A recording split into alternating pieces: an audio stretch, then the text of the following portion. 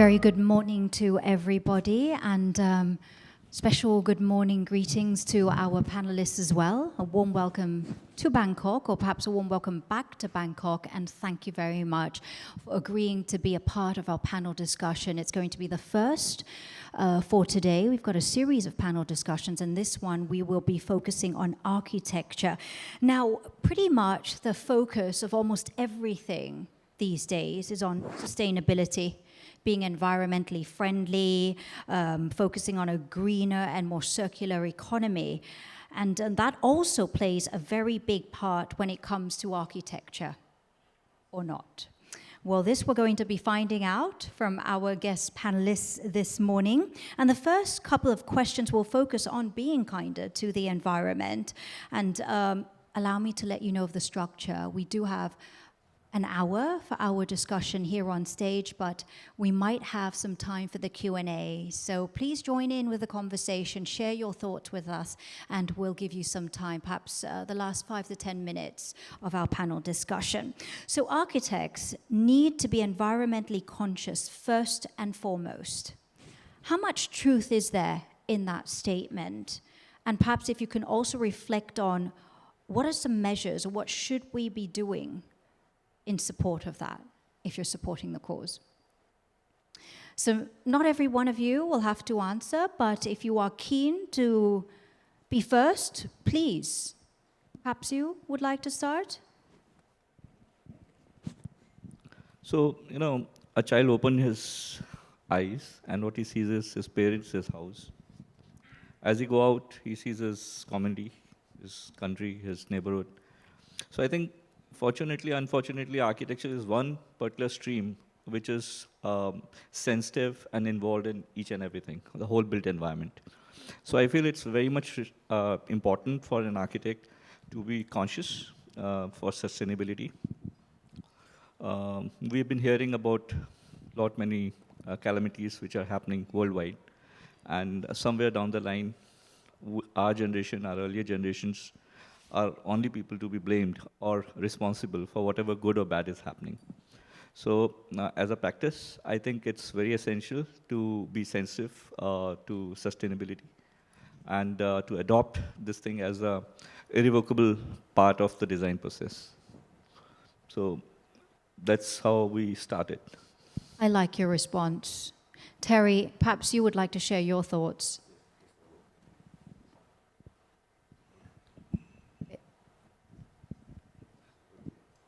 Is it perhaps you need to just... I'll swap that. Well, look, my business is based in Hong Kong, and I'd just like to try and give some background to how we see this whole issue of sustainability and to see if it resonates with anyone else. Now, the challenge that we face, and we're currently involved in some significant buildings that have a lot of pressure on sustainability and how the environment works. And the Hong Kong Secretary, I'll go back to Hong Kong now, has just come out and said that buildings in Hong Kong account for about 90% of all electricity consumed. Now, this is probably common in most urban developments, but of course the challenge is with electricity, how is that generated? Is it going to be carbon neutral? Is it going to be sustainable? Is it going to be green? And of course, that is a long discussion, if I may comment. But what I'd like to focus on is the fact that with that 90-odd% of buildings requiring electricity to actually operate, how is the electricity used? And that might help us understand a few things. So the studies done by the departments in Hong Kong come out and say that west-facing buildings, as an example, consume 35% of that electricity. East-facing facades consume about 27%. So you can see a disproportionate amount of electricity is required for buildings based on their orientation. Now, anyone of my vintage would probably know that passive solar design is a big and important issue in how you place buildings. Then you get into the detail of that. 40% of the electricity used in buildings is, generally speaking, associated with space conditioning, which is air conditioning. 22% 2%, believe it or not, is with office equipment. So everything from computers to mobile phones, again, that all is requiring electricity, hence you need that generation. Believe it or not, 19% is based on lighting.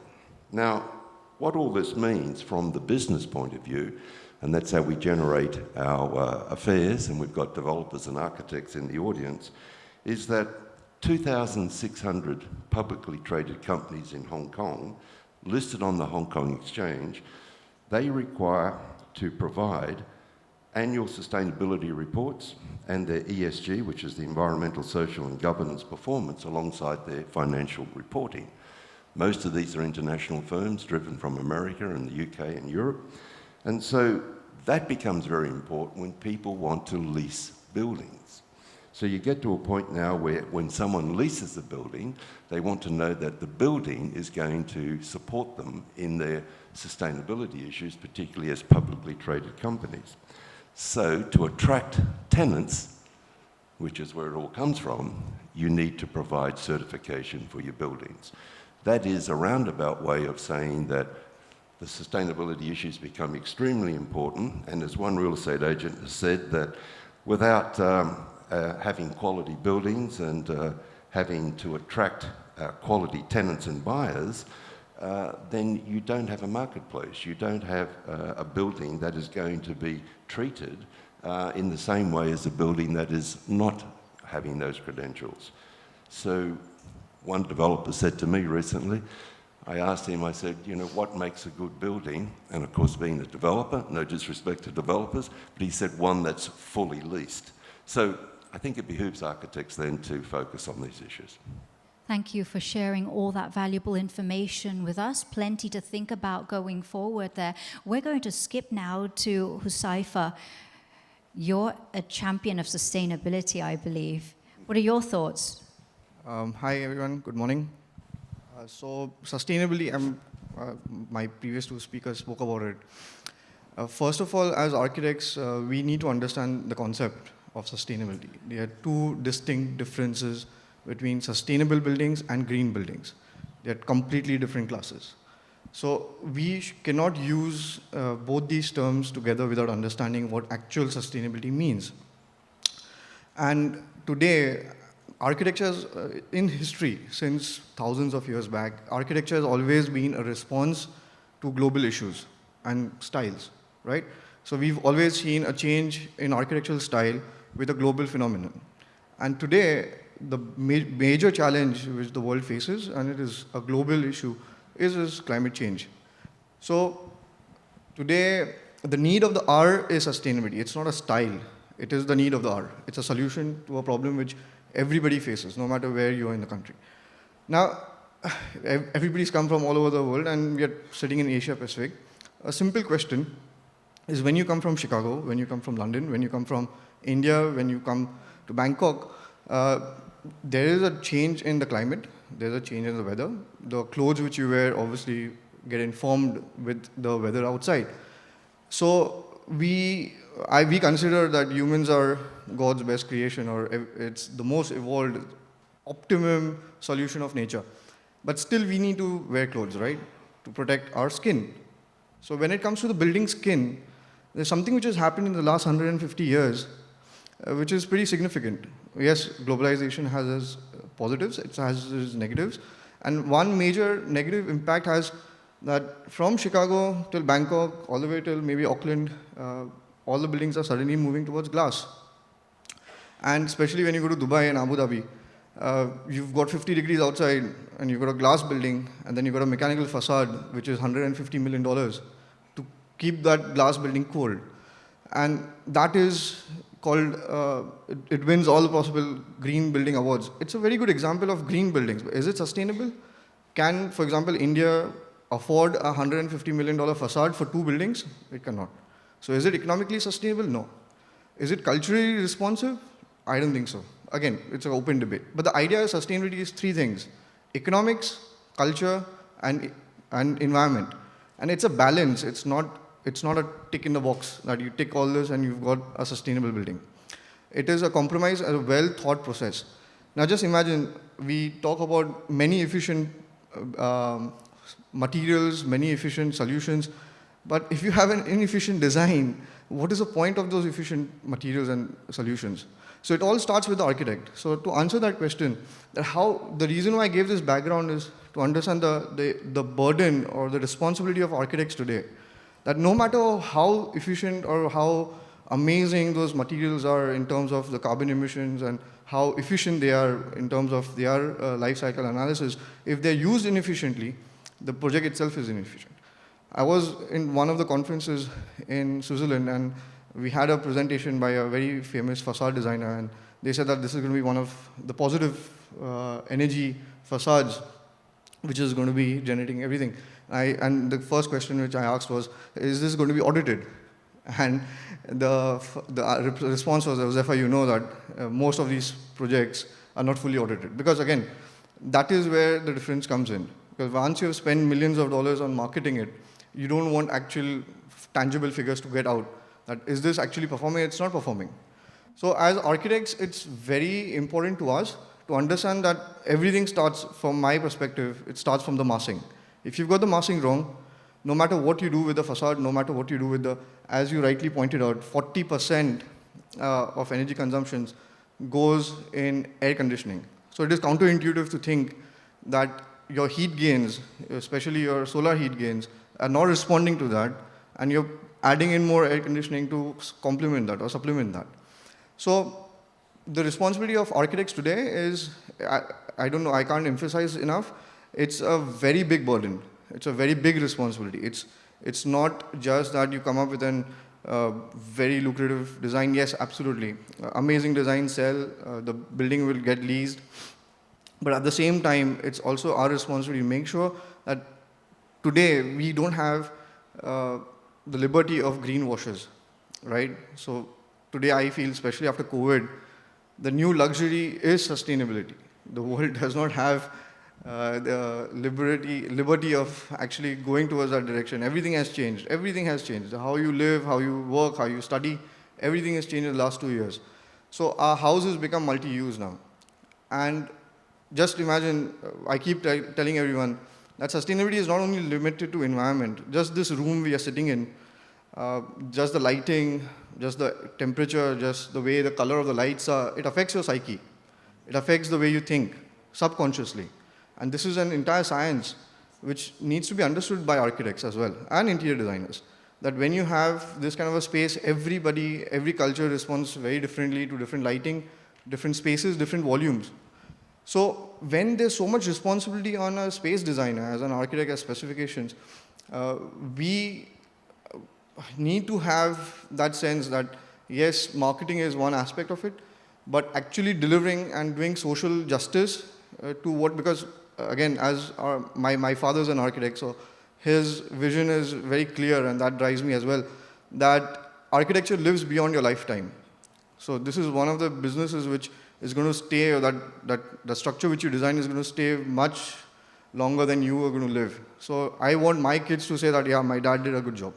Not that you know what, he did something which is counterintuitive. So that is where it all starts with. And we need to be conscious, and we as an architectural fraternity need to take a stand saying that enough with the greenwashing. We need to start actually working now and doing what is actually right.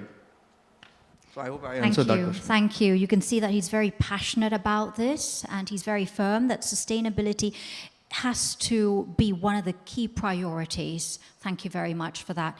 Mr. Heaton, did you want to add? So I think what you were trying to say, I agree with that, with the beautiful statistics which was shared by gentlemen.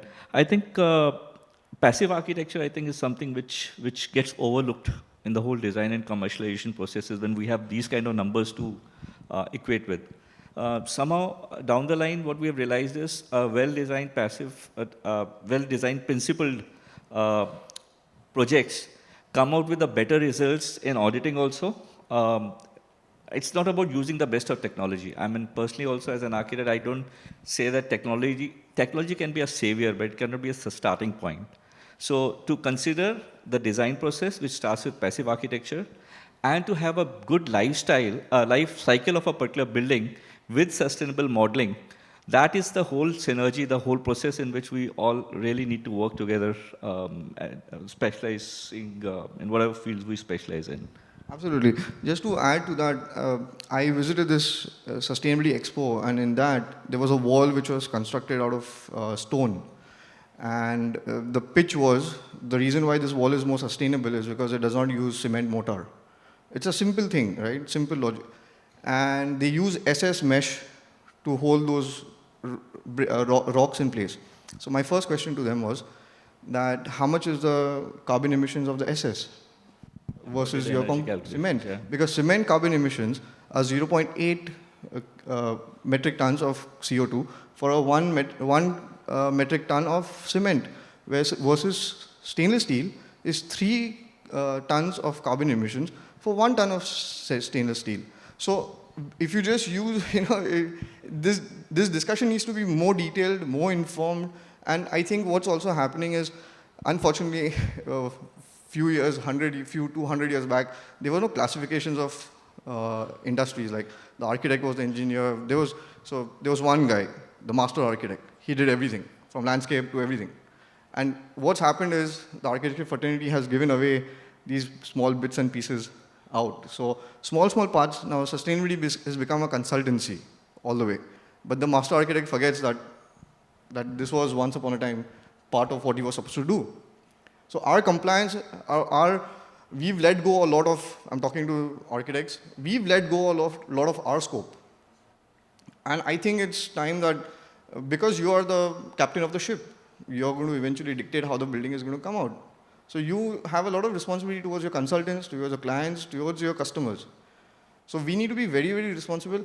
And yes, today technology has enabled us in terms of, there were a lot of guesswork that, that door is open, this door is open, there's going to be cross ventilation, and then we used to show this, this is going to, now those days are over. You have simulations which can easily predict how the airflow is going to move. And once upon a time, it was a very expensive process. Now it's a parcel of every single project. So we've got that technology now. So we don't need to rely on, just that, this is the basic principles. Right. Okay, let me now move on to the next question. This one's renovation versus demolition. The question is, perhaps Stephen, you could respond to this one first. How much should we prioritize renovation over demolition? Of course, I guess as an architect, sometimes we are not allowed to choose. It all depends on the determination by the developers. If they got land, got building, if they feel like in terms of the values it's not really maximized, they will be the one who advise us whether they need to demolish or renovate. But of course, as architect, we need to have a very, very strong conscious about the sustainability. If a project, if the client really would like to keep the land or keep the building or partially renovate, I think what we should do is we need to understand the whole context of the building. Anything that is with a historical or very rich cultural values that we need to keep. Of course, we are not purely just saying 100% keeping the existing building. With the programs introduced, we always would like to see how we could add new values on it to make sure that at the building, when you complete, it could give a new inserted values to the people, the local people, or the neighborhood. I think that is something that the architect should have the vision to make sure that they can promote and enhance their kind of visions to clients. Great. Perhaps we can have one more speaker respond to this question. I think it's quite contextual because there are some circumstances where restoration is the must. As you rightly said, historical buildings and saving your culture and base Art Deco projects or prehistoric buildings or whatever. But there are some projects where there is no way other than demolition. Now again, we have friends who are more good with numbers, always come out with the data which an architect is supposed to respond to. So there are buildings worldwide where I think architects have created a beautiful synergy between history by preserving the historical things and adding to the modern construction also. I think Louvre Museum, Paris is one of the finest examples where I think, but just by little intervention in the central, they didn't disturb the neighborhood of the whole thing. There are many projects in India where, in Mumbai especially, where I'm seeing many 150 years old building being restored to its glory with intervention of modern technology and modern design principles to make it net zero. So there are very intelligent ways where you can actually synergize both the things, because according to me, I think both are important. Okay. All right. Priyanka, over to you now. Perhaps you can tell us, what can companies in the build industry do to support architects and the industry overall to be sustainable? Okay, thank you for the question. So I'm not an architect, firstly, but we work in Lixil, which is a company that partners with the industry and architects and designers. And I think we've already established with all the panelists that sustainability is not a buzzword. It's not a tick box, not a checklist activity. It's very much the need of the hour, and we all may have plan Bs, but we do not have a planet B. So it's down to all of us to really, not only for the current generation, but also for the future generation. As you said, architecture outlives all our lives. Leave the planet in a better state for our future generations. So what can we do? Well, first is to realize, I mean, you gave numbers, I don't have as many, but I can tell you that the real estate industry worldwide uses up to 32% of new energy resources available on this planet. So as a sector, as an industry, we are a large consumer of natural resources. And it can't be just an architecture firm, or it can't be just a builder. It has to be a combined effort. Everyone has to put a small step forward or a big step forward, but we all need to do our part in this journey of sustainability. And what can you do? I mean, there are many things that we can do, and we have to move away from this greenwashing. We need to really get sustainable. And sustainability is not fancy. When you get down to the nuts and bolts, you get down to discussing things like solar panels, things like how much is water is this particular faucet conserving? Is conservation down to consumer behavior, or is your building built in such a way with materials that automatically generate savings of energy, of water, and other precious resources? So what can we do? Companies like us can actually provide you with materials that can help you optimize your sites. We can help you with materials that are conserving natural resources. They're energy efficient, they're water efficient, that do not actually rely on a consumer having to switch off or turn off a faucet, that have built-in mechanisms and sensors, which we were typically till now only using in commercial buildings, but we can bring in those bacterial sensors, those self-cleaning ceramics. We can bring in self-locking faucets to save water in the homes of people. And what we can actually do is we can make it a commercially viable process for you. Till now, sustainability kind of sits at the edge of business. And like Satoshi mentioned earlier, it's no longer sat there. It is very much in the heart of the business conversation. It has to be at the strategy. It has to be in the middle of the conversation. And till those sustainable solutions do not make commercial sense for the end consumer that is using the home or the building, it's never going to sail. You're going to end up designing really beautiful, sustainable buildings, but who's going to buy them and who's going to live in them? So we need to make sure that the value that companies like Lixil are providing through energy and water efficient products, through Grow and American Standard, are actually translating to value that the end consumers can actually kind of take benefit from. And as we all know, the Asian consumer now is becoming very discerning. The Asian consumer no longer wants to just enjoy a good shower or enjoy a great product. They want to know how are materials being sourced. Are we doing business with companies that are ethically and ecologically conscious?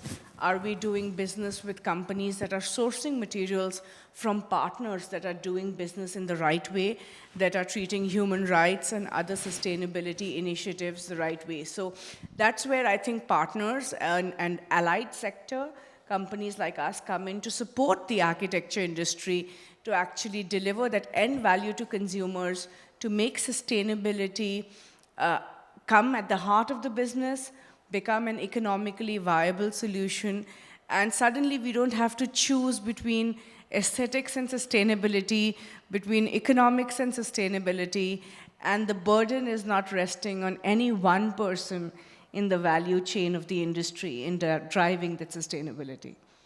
Think sustainability, think Lixil, and you'll be with us for the next 2 days. Yeah, Priyanka? So feel free to go up and say hello to her at any time. Thank you very much. And now a more specific question here. What's been the impact of cradle-to-cradle design in the circular economy? And how much does that influence your decision-making? Perhaps, Husaifa, you could start? So, cradle-to-cradle life cycle analysis has become one of the important aspects of sustainability, because now things are moving in terms of buildings are usually now designed from a view that it's not a single-use building. What happens when, for example, if you're designing a residential building, what happens when it no longer is relevant and it needs to be converted into an office building? So there are micro life cycles as well, and there's eventually the end of the building life. So what happens when the building needs to be demolished? So looking at all these aspects, the micro life cycles and looking at the entire life cycle of the building is absolutely key. As I just mentioned about this small example of that wall being constructed out of SS meshes versus cement blocks. So that is where life cycle again comes in. Your solution cannot be more inefficient than what it is actually going to serve. So once upon a time, a few years back, manufacturing solar panels was more inefficient than actually the energy which they actually saved. We've come a long way from that.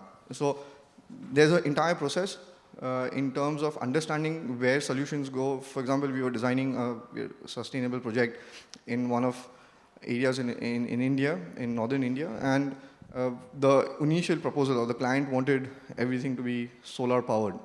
And there was a hydro dam, which was fairly very close to the project. And we came up with the first solution saying that we don't need solar power. We have hydropower, it's more than enough. Now, what's happened is because of the media washing, again, greenwashing, is that when you think about sustainability, first thing, solar panels. First thing, mechanical facades, or something fancy comes in. That's not the fact. So the entire life cycle has to be studied to understand that what is the right solution for the right place. Today, everybody knows that land is, I don't think so there could be any other substitute, but land is the most finite resource we have, right? So every building which is designed on that piece of land has to respond to that land. So the life cycle of that individual project would be very different from project in Bangkok versus in Mumbai versus in London versus in New York. And the purpose of that building, again, is going to be very different. In COVID, we had temporary camps put up for vaccinations, and so the architecture has become much more free-flowing. And we need to understand each building, the way it's supposed to be used and how it's going to be ended. And from that, for example, somebody would opt for steel structures, saying that, after the use of this building is over, we're going to debolt it and we're going to move the entire structure somewhere else. That is what's happening as well. So the purpose of the building has to be very clear on why and what the end goal for that project or the site is. And depending on that, solutions need to be proposed.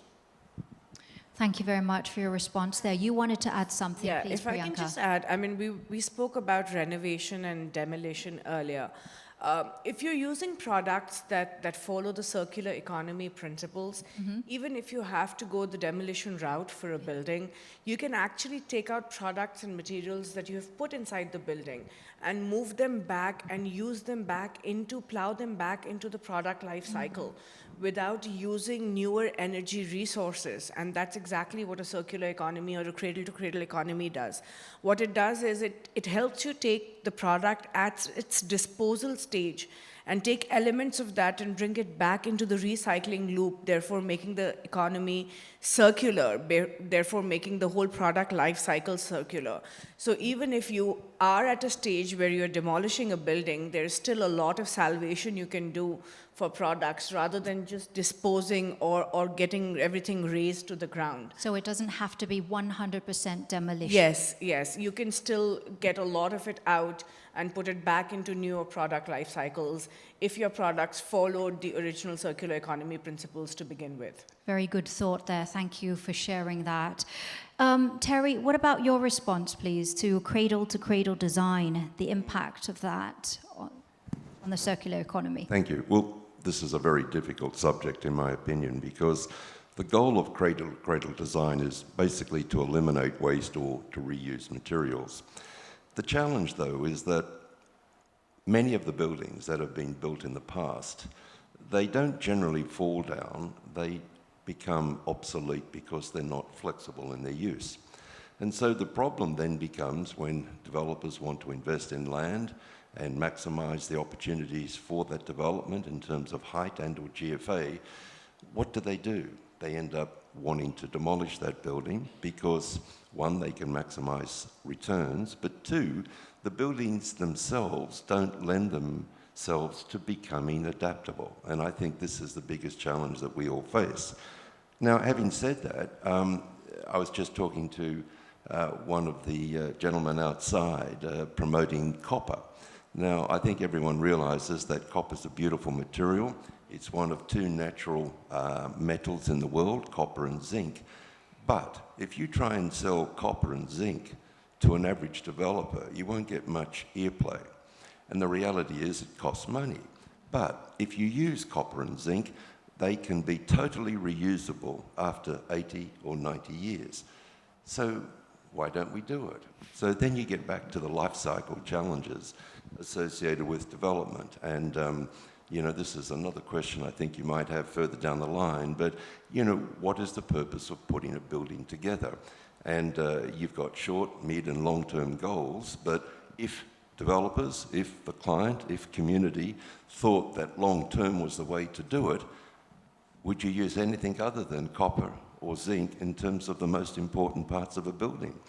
And we could go on about that, but it does cost money to make these decisions. All right. Now, I'm going to ask the audience right now if there's anybody here who has a question that they would like to ask the panelists thus far. Are there any questions or further clarification? Not yet. Is there? I see a gentleman nodding in the back. No. Okay. All right. Well, you will get the opportunity to ask. I'll save, say, the last 5 to 10 minutes. But should you have a burning question, you can always put up your hand or try to get my attention. And we do really want to encourage them to be a part of our conversation and participate as well. All right? Okay. Well, then on with the next question. Still with cradle-to-cradle design. Does anybody else want to add? Yes, please, Stephen. Maybe I will add at one point. I think not only just about architecture when we try to do renovations, of course, there are lots of materials that we've been thinking, what should be the best way to deal with that? When in daily lives, I guess as an architect, we also could pay attention to some small details. For example, we recently do a art installations by simply just recycle the glass into something more like a glass crib and then dye with different colors. We even empower the children to play with the whole art installation through some sessions. I think that would be much more educational. I think as an architect, we not only try to be very innovative in recycled materials, but also try to convey a message that we need to educate the children, the kids, to let them know how to appreciate this whole process. Because I assume that when the lifespan of these materials are getting shorter and shorter, we as architects need to be very be advocate in promoting these kind of visions to the public. Thank you for adding on to that question there. Let's now go over to public and green spaces. Obviously, we should be protecting these areas much, much more. And the question is, what priority do you all give to protecting these green spaces, not just making it a tick box exercise? Maybe you want to start? Yeah, I come from a place called Navi Mumbai, that's in India, near Mumbai. And it started developing in 1971. And it's a parallel sister city to Mumbai. Now, when I started my practice in 93, eventually I saw, though it was a greenfield project in certain ways, the consciousness of preservance of green spaces and other things were missing. in terms, theoretically, they're on the plan because the whole master plan was done by Sir Charles Correa. But when it got implemented, there was a major compromise on these particular things. So now coming 30 years from then, we did realize we got some opportunities where I saw that, well, major major unutilized areas in lungs of my city, which were which were not a very good spaces to be appreciated for the particular neighborhood. And then we started, before we actually got involved as professional architects, as a part of Citizens Group, we started working on those design principles, and we actually took one particular node of 10 square kilometers and started including all the 200 green spaces in the form of public gardens or in the form of playgrounds.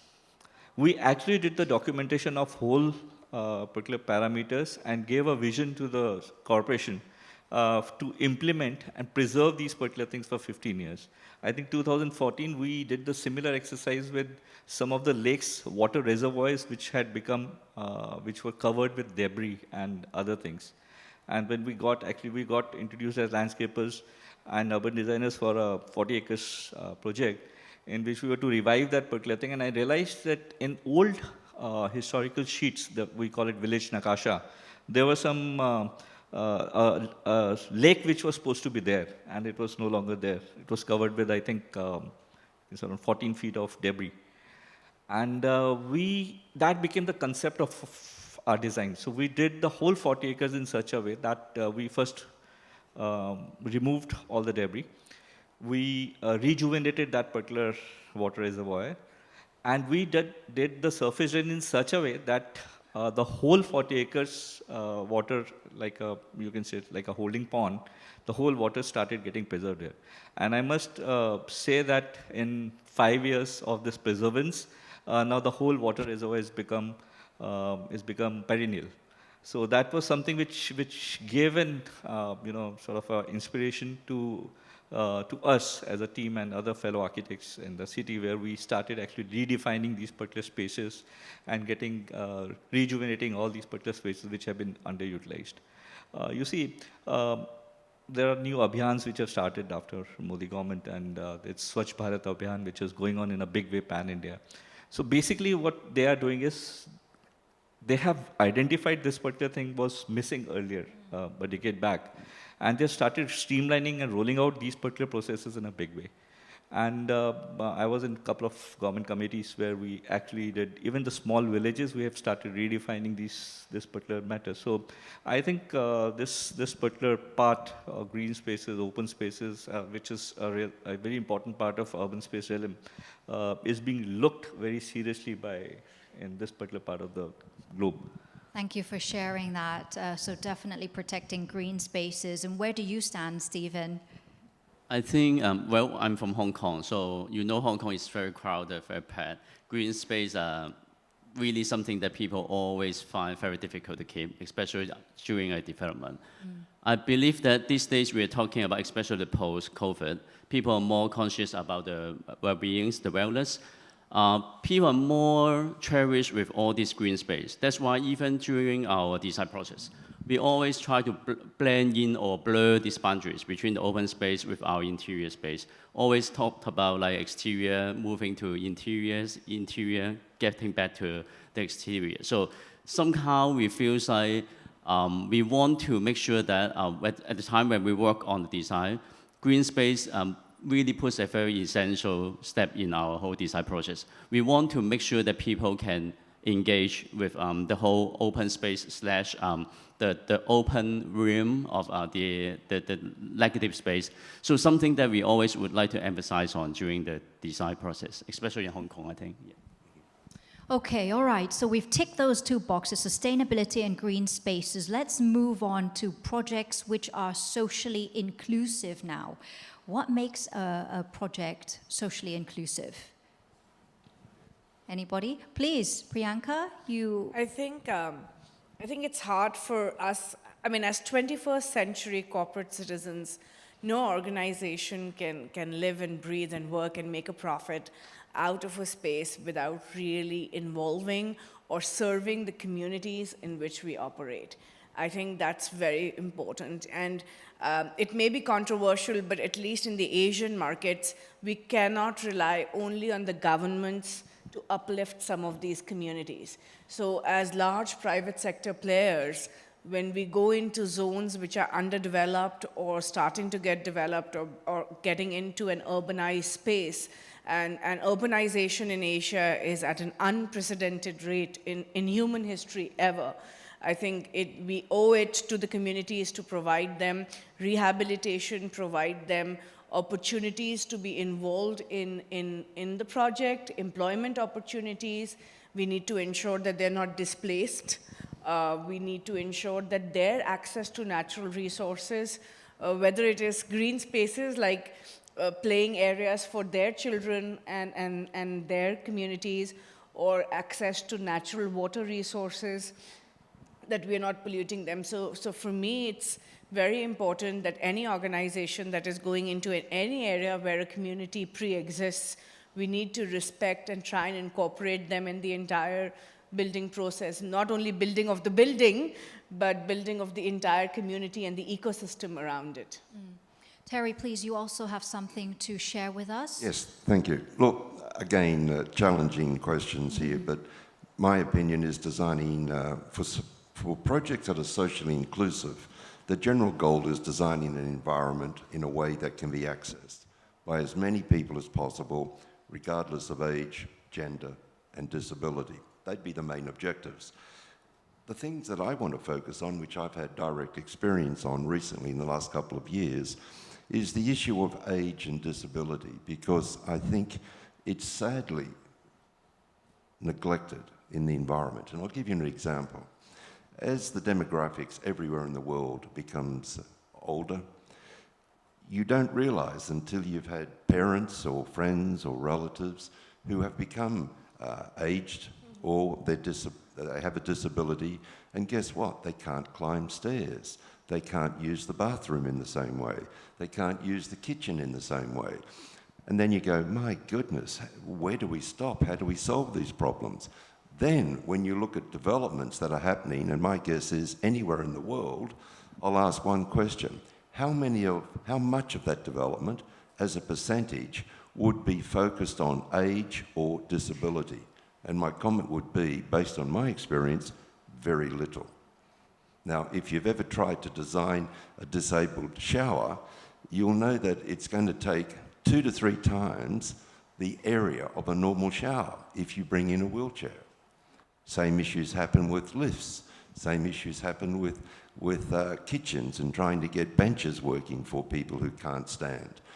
So it becomes an important issue. It costs GFA, it costs money, and then you need developers and architects and clients who put a value to that. And this is the problem at the moment. Where is the value to those sort of issues by the community? Very, very important point that you just raised here, especially as many countries are now moving towards an aging population. So thank you for bringing that up. Our next question is good architecture about quality or is it quantity? Saifa, you start with that one.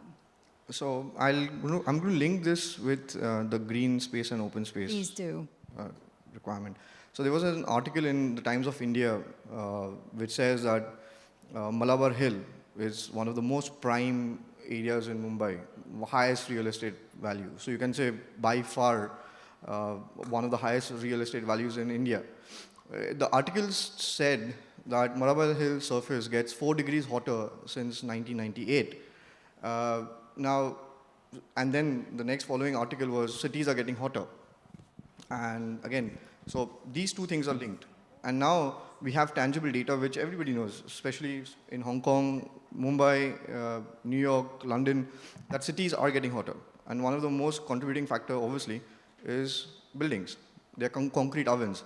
So concrete has a property of absorbing heat during the day, and it gives it out at night, increasing the urban heat island effect. Now, this has got a direct relationship with the open space relationship with the built environment. linking that with quality and quantity. So what happens is when we see a piece of land, obviously as mentioned, there are many factors, especially the FSI as we call it, or GFR or GFA, in maximizing the potential of the land. So for architecture, quantity cannot obviously be the governing factor in terms of the space has to be a balance of quality and the quantity. The density has to be just right, keeping in mind the open space requirements. So in Hong Kong, average, there's 1 square meter open spaces per person, 0.9 to be specific. In Mumbai, it's slightly less than that, 0.89. And in London, for example, it is 30 square meters per person. So the open area space requirements are very different, and that is what's happening today. But we, as again architects, can create artificial open spaces, right, in our buildings. And that is what Hong Kong architecture is also looking at. One classical is Hysan Place in Wan Chai, where it's created multiple levels of terrace open spaces for the occupants. So quantity obviously cannot take precedence over quality. Quality is absolutely key in terms of getting the right balance between the density and the quality of spaces which have to be created, as well as looking at the open space requirements. All right, noted. Mr. Eaton, perhaps you can give us your ideas and thoughts, quantity versus quality. I think what I read somewhere was God lies in detailing. And detailing is all about aiming for perfection. Aiming for perfection means we're talking about quality. So quantity does matter, again, but there cannot be any compromise on the quality of the process. I mean, the statistics are good. We're comparing a land which is most populated in the world with UK. So Hong Kong, like every land has its own challenges. Nevertheless, artificial, natural, whatever it is, so every solution is a response to the challenge of that particular land. Coming back to the question, I think the answer is that there cannot be any compromise on the quality, because we strive for better quality of life, we strive for better quality of growth, and this all thing will only happen with a particular perception about the design processes and construction processes which you adopt through the whole thing. And linking all the particular points together, your circular economy, your sustainability, all these particular things eventually work together in the most qualitative way to get the best of quantitative audits for betterment of life. Okay, we're going to move on now, a little bit pressed for time here, but you and also Stephen touched on this, architecture, whether it should be embracing historic storytelling. And the question, Terry, how about you respond to this one? Should designs challenge the local vernacular, or should they be embracing historic storytelling? What are your thoughts on that one? All right, so when we look at something like this as a tough question, I think I'm drawn to a recent series of events that I'm working on in Europe, where, if you can imagine, we're up in the mountains in Switzerland and we've got a client who wants to put a beautiful home in the mountains, and we're surrounded by beautiful scenery, we're surrounded by tradition. The village, I believe, is 500 years old. And you ask yourself the question, as an architect, do I want something that Mies van der Rohe would be happy with, or do I want something that'll fit into this village that's been around for 500 years? So it's a perennial debate, I can assure you, but probably it's a combination of both types of ideas, and this is how we've approached it. One is that the building has to be functional, it has to work to its requirements of the client. You have to turn the tap on, it has to be sustainable, it has to have the thermal efficiencies of the building, etc. It has to fit into the village, but of course you want to maximize where you are. You want to be able to see that view. You know, you don't need to have small windows. They can be scaled in a way that still fit within the vernacular style. So I'm not ignoring that question. I'm just trying to say it's a complicated one, and I think the good architect and the good investor and the good developer tries to marry a solution that is responsive to the situation, it's responsive to tradition, it's responsive to clients, and at the end of the day, what you want is a building that will continue the story, in my opinion, because the last comment I would make is that we all will live, let's say, hopefully to 80 or 90 years of age. Of that, we've got 40 or 50 years of professional life. And to think that in that 40 or 50 years, we can be, you know, a game changer in how design is thought about, and we can create new architectural styles, we might be just a little bit conceited. Stephen, how about you respond also to this question here? You're thinking deep. I think of course, it all depends on a lot of factors. Context and also the conditions of the existing building. Even though the existing building, in terms of structural constraints, everything works in order, maybe by time goes by, its original meaning got diminished somehow. I think as an architect, it would be good to see how we can embrace the historical values and see how we can use our design elements to insert a new meaning to this surface of the building. And hopefully, of course, depending on exactly what programs or exactly what clients would like to develop, we really would like to, through design, to integrate and insert a new meaning to the building, so that this is not only just an old building for people that appreciate the history, but also a new place for people to embrace both the new and good. It's more like a marriage of new and good. So, which means I think that forms the whole dynamic of the whole city fabric. Okay, thank you for that. Now I'm going to throw the opportunity over to the audience now. Do we have any questions? We're going to wrap up very soon. No questions from the audience? Or we do from the gentleman in front. Please. Okay, thank you very much. My name is Wiza, and green building is actually requesting more investment cost, right? And just want to ask to the panel, according to your experience, how many years is the return of investment in applying the green buildings, and how you convince your clients that actually this is very good not for us as a business and also for the environment? Maybe just that the question. Thank you. All right, so we'll have Mr. Hiten represent all the speakers here and deliver your response to that question. Yeah, so that's a very, very interesting and a very common question.